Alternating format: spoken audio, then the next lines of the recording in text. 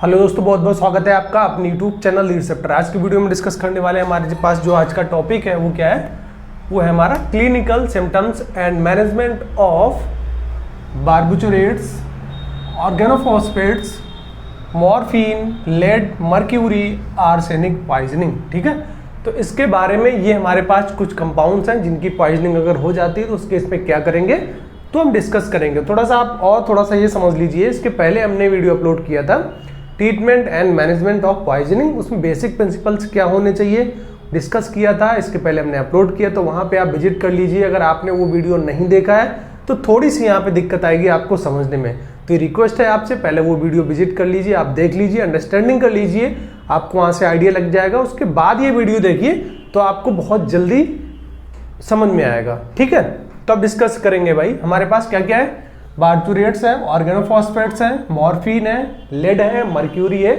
And arsenic poisoning. ठीक है, अब पहला हम स्टार्ट करते हैं बार्बिचुरेट्स के ना। अब जो आपके सिलेबस में वो दो हैं, केवल दो चीजें हैं, जितने भी कंपाउंड है उनका क्लिनिकल सिम्टम्स क्या है और इसके अलावा ट्रीटमेंट क्या है ना। अब एक चीज और समझ लीजिए, जब भी किसी चीज की पॉइजनिंग होती है ना तो कुछ बेसिक चीजें हमारे पास होती हैं। जैसे इसके पहले वीडियो में डिस्कस किया था हमने ABCD, मतलब एयरवे, ब्रीदिंग, सर्कुलेशन एंड एक्सटोज, ये डिस्कस किया था। इसके अलावा और इंपॉर्टेंट चीजें थी भाई हमारे पास, फिजिकल एग्जामिनेशन कर रहे थे, इमेजिंग टेक्निक्स थी हमारे पास, लेबोरेटरी डेटा को स्क्रीनिंग टेस्ट थे हमारे पास, और इसके अलावा हमारे पास था डीकंटामिनेशन प्रोसीजर्स थे, उसमें आपका GIT था, स्किन था, GIT में MSH था, कैथार्टिक्स था। ठीक है, उसके बाद आपका क्या था, एक्टिवेटेड चारकोल था उसमें। तो ऐसे बहुत सारे मेथड्स थे जो बेसिक, सब जितनी भी पॉइजनिंग है आपकी चाहे जिस मॉलिक्यूल्स की पॉइजनिंग है वो उसमें काम करती है, बेसिक मैकेनिज्म है उसके, बेसिक प्रोसीजर्स हैं। ठीक है, अब देखो कुछ स्पेसिफाइड है, लाइक कोई आपकी ड्रग है उससे हो गया तो उसका एंटीडोट यहाँ पे शामिल हो गया, बाकी अदरवाइज चीजें नियरली सेम है। यहाँ पे क्या हुआ सिलेबस में आपके स्पेसिफाइड कर दिया कि भाई बार्बिचुरेट्स की पॉइजनिंग होगी तो क्या करेंगे आप, आर्सेनिक की होगी तो क्या करेंगे, लेड की हो जाएगी तो क्या करेंगे। और उसके पहले जो वीडियो हमने अपलोड किया था treatment and management of poisoning, उसमें बेसिक था, मतलब ऑल ओवर पॉइजनिंग में हम कैसे डिसाइड करते हैं, कैसे ट्रीट करते हैं, कैसे मैनेज करते हैं पॉइजनिंग पेशेंट को, तो उसमें वो डिटेल थे।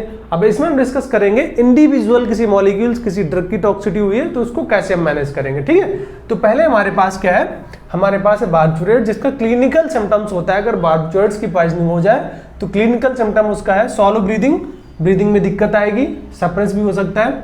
ठीक है, क्लैमी स्किन, क्लैमी स्किन का मतलब होता है स्किन में थोड़ा सा चपचपापन या फिर इन्फेक्शन के चांस बढ़ जाते हैं। डायलेटेड पिपल्स का मतलब होता है उसका साइज बढ़ जाएगा, आंखों का साइज बड़ा दिखने लगता है। रैपिड पल्स रेट आपकी बढ़ जाएगी। रिस्पायरेटरी सप्रेस हो जाएगी, जब रिस्पायरेटरी सप्रेस हो जाएगी तो मतलब CO2 रिटेंशन बढ़ने लगेगा। कोमा की दिक्कत आएगी, हाइपोटेंशन, BP फॉल हो सकता है। हाइपोक्सिया मतलब आपके टिश्यू में ऑक्सीजन लेवल डिफिशिएंसी हो जाएगी, ब्रेन में दिक्कत आएगी। SJS मतलब स्टीवन जॉनसन सिंड्रोम, ये बहुत ही सीवियर स्किन प्रॉब्लम्स होती है, इस दिक्कत आएगी आपको। और इसके अलावा फीवर, ये कुछ आपकी क्लिनिकल सिम्टम देखने को मिलते हैं in case of poisoning of barbiturates. अब देखो, अगर बार्बिचुरेट्स की पॉइजनिंग हुई है तो हम क्या मैनेजमेंट में क्या करेंगे ना। अब देखो, मैंने बताया था आपको एक्टिवेटेड चारकोल, सबके केस में आपका एक्टिवेटेड चारकोल काम करेगा, क्योंकि क्या करता है, ये एब्जॉर्बिंग प्रॉपर्टी होती है और जो पॉइजन नेचर का सब्सटेंस होता है उसको क्या करता है, ये अपने अंदर चिपका लेता है। चिपकाने के बाद जो वो पूरे बॉडी में सर्कुलेट नहीं हो पाता है ना, चिपकाने के बाद वो यूरिन से फ्लो कर देता है, स्वेटिंग से फ्लो कर देता है, या फिर उसको इनएक्टिव कर देता है। तो ये इसके फंक्शन होते हैं। उसके अलावा आपका ऑक्सीजन है, ऑक्सीजन बहुत जरूरी है ना भाई, लिविंग गैस में आती है हमारी, अगर ऑक्सीजन डिफिशियंसी हो रही तो उसको प्रोवाइड कराएंगे। IV फ्लूइड्स लगातार हम लगाते रहते हैं। और इसके अलावा एक ड्रग है हमारे पास नैलोक्सोन, नैलोक्सोन हमारी क्या है, एंटीडोट है ओपियोइड्स की ना। तो बार्बिचुरेट्स की पॉइजनिंग में भी हम नैलोक्सोन का यूज करते हैं, और आपकी ओपियोइड्स की पॉइजनिंग हो गई है तब भी हम नैलोक्सोन को यूज करेंगे। अब जो हमारे पास सेकंड है ऑर्गेनोफॉस्फेट्स, ऑर्गेनोफॉस्फेट्स लाइक आपका मालाथियोन, पैराथियोन। तो आपके जो ऑर्गेनोफॉस्फेट्स है ना वो क्या है, वो आपके इंसेक्टिसाइड में स्पेशली एग्रीकल्चर में यूज होते हैं, जिसके लाइक आपका मालाथियोन है या फिर पैराथियोन है। ठीक है, देखो इनकी क्लिनिकल सिम्टम्स क्या है, increase saliva and tear production, मतलब जो आपका लार है बहुत ज्यादा निकलने लगेगी और आपके आंखों से आंसू निकलने लगेंगे। ठीक है, डायरिया की दिक्कत आएगी, नोजिया, वॉमिटिंग की दिक्कत आएगी। स्मॉल प्यूपिल, जो आपकी प्यूपिल है ना उसका साइज सिकुड़ जाएगा, कॉन्स्ट्रिक्ट हो जाएगी, स्मॉल दिखेगी। मसल ट्रीमर्स मतलब जो आपकी मसल है ना उसमें थोड़ा सा कंपन होगा, झटके वगैरह महसूस होंगे, माइंड में कंफ्यूजन होगा। ब्रीदिंग प्रॉब्लम्स आपकी ब्रीदिंग में दिक्कत आएगी, शॉर्टनेस ऑफ ब्रीथ हो सकता है। अगर बात करें इसकी मैनेजमेंट की, एक्टिवेटेड चारकोल, ठीक है। गैस्ट्रिक लावेज जैसा कि मैंने आपको बताया था, अगर इसके पहले वाला वीडियो आप देख लेंगे तो बहुत जल्दी आप पॉइजनिंग कंडीशंस को समझ पाएंगे। गैस्ट्रिक लावेज में कुछ नहीं था, एक हमारे पास ट्यूब होती है, लाइक ये ट्यूब है, और इस ट्यूब को हम ओरल कैविटी से डाल देते हैं, और ओरल कैविटी से डालने के बाद क्या है, जो हमारे स्टमक में कंटेंट है, मतलब पॉइजनस कंटेंट है, उसको हम बाहर एक्सपेल आउट कर लेते हैं। This is gastric lavage. इसके बाद हमारा एट्रोपिन है, और जो आपको पता होगा जो एट्रोपिन किसका एंटीडोट है, वो ऑर्गेनोफॉस्फेट्स का स्पेशली एंटीडोट है। एट्रोपिन हमारी एंटीकोलिनर्जिक ड्रग है, ठीक है। इसके बाद ventilatory support, oxygen, ventilation provide कराएंगे उस पेशेंट को, ठीक है। अब बात करें तीसरा हमारे पास है मॉर्फिन ना।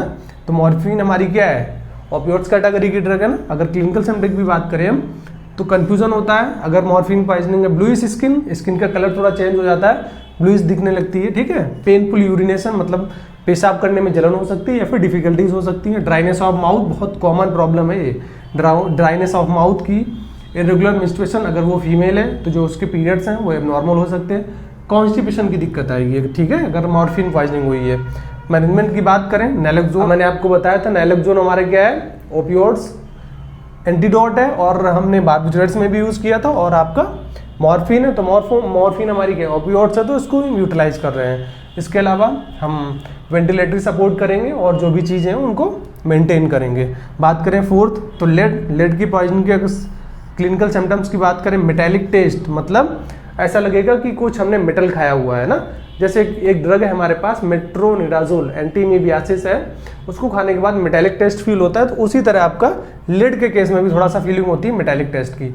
मसल क्रैम्प्स, मतलब आपका जो मरोड़ है महसूस होगी मसल्स में। डार्क कलर स्टूल, जो आपका मोशन होगा, जो आपका स्टूल है उसमें कलर उसका बहुत ज़्यादा डार्कनेस होगा। एनीमिया की दिक्कत आएगी, G6PD डिफिशिएंसी की दिक्कत होती है इसमें। लॉस ऑफ विजन, मतलब आपके आंखों से दिखाई देना बंद हो सकता है। नेफ्राइटिस, मतलब inflammation of nephrons, nephron is smallest unit of your kidney, clear. बात करें इसके मैनेजमेंट की, एंटीडोट फॉर लेड। अब देखो लेड के केस में क्या है, हमारे पास कोई एंटीडोट नहीं है, तो हम क्या करेंगे, ABCD एंड डीकंटामिनेशन। ABCD मतलब airway, breathing, circulation and dextrose. Decontamination आपको पता है, स्किन था और GIT था। GIT की बात करें तो वहाँ पे एमेसिस था, कैथार्टिक्स थे, एक्टिवेटेड चारकोल था और गैस्ट्रिक लावेज था, ठीक है। तो ये प्रोसीजर थे इसमें। बात करें मर्क्यूरी, क्लिनिकल सिम्टम्स की बात करें, इंक्रीज सलाइवा, ठीक है। सलाइवा का प्रोडक्शन बहुत ज़्यादा होने लगे, मतलब लार बहुत ज़्यादा निकलेगी, और आपके जो गम्स है ना, मसूड़े, जो आपके गम्स है ना मसूड़े, उसमें थोड़ी सी सूजन आने लगेगी। एक बहुत ही कॉमन डिजीज होती है आपकी, जिसको हम बोलते हैं मीना माता डिजीज। मर्क्यूरी के केस में एक बहुत कॉमन डिजीज है मीना माता डिजीज, ये आपकी न्यूरोलॉजिकल प्रॉब्लम है, ठीक है। एटैक्सिया, मतलब जो आपके मसल कंट्रोल्स होते हैं ना, मसल मूवमेंट, उस पर कंट्रोल नहीं रहेगा। नेफ्रो, न्यूरो एंड हिपैटोटॉक्सिटी बहुत बड़ी प्रॉब्लम है। मर्क्यूरी के केस में भाई आपको न्यूरोलॉजिकल भी दिक्कत आएगी, हिपैटोलॉजिकल दिक्कत आएगी, नेफ्रोलॉजिकल दिक्कत आएगी। तो जब इतनी दिक्कत आएंगी तो मतलब पूरे बॉडी का सिस्टम ही फेल हो जाएगा, मल्टीपल ऑर्गन फेलियर के चांस बढ़ जाते हैं इसमें, ठीक है। अगर बात करें मैनेजमेंट की, तो चिलेशन थेरेपी में क्या यूज करेंगे हम, एक्टिवेटेड चारकोल या फिर और कोई ड्रग जो चिलेशन एक्टिविटी रखती है। ऑक्सीजन, वेंटिलेटरी सपोर्ट में ऑक्सीजन करेंगे, अगर हमें नीड होगी तो हम डायलिसिस भी कर सकते हैं, क्लियर। बात करें 6 नंबर, तो हमारे पास 6 नंबर के आर्सेनिक। अगर आर्सेनिक की क्लिनिकल सिम्टम्स की बात करें, वॉमिटिंग, उल्टी आना, डायरिया की दिक्कत हो सकती है।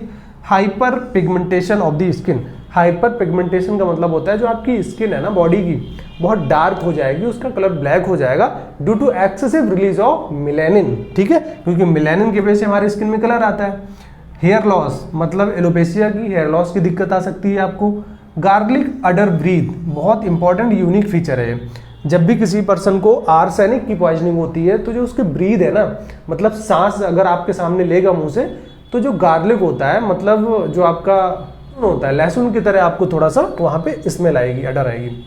ब्रिटिल फिंगर नेल, जो आपके फिंगर नेल्स है ना वो बहुत कमजोर हो जाएंगे, समटाइम्स क्या होता है अपने आप ब्रेक होने लगते हैं, इतने कमजोर हो जाते हैं वो।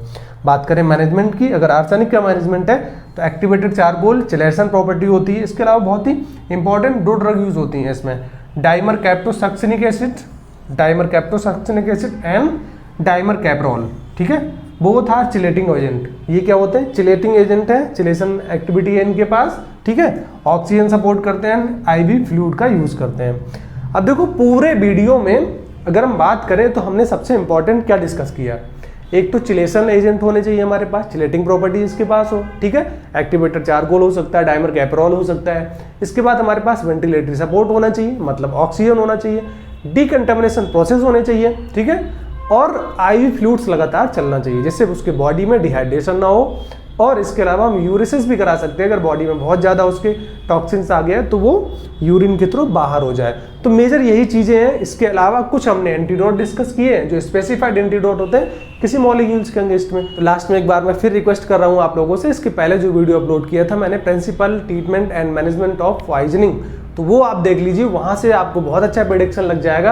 अगर आपको वो वीडियो समझ में आ गया तो इसको समझने में हार्डली 2 to 3 मिनट्स आपको लगेगा और बहुत जल्दी इजी समझ में आ जाएगा, क्योंकि पूरा वीडियो लिंक है आपका उस वीडियो से, ठीक है। तो दोस्तों आई होप आपको वीडियो अच्छा लगा होगा। अगर आपका कोई क्वेश्चन है, most welcome in my comment section. Thank you.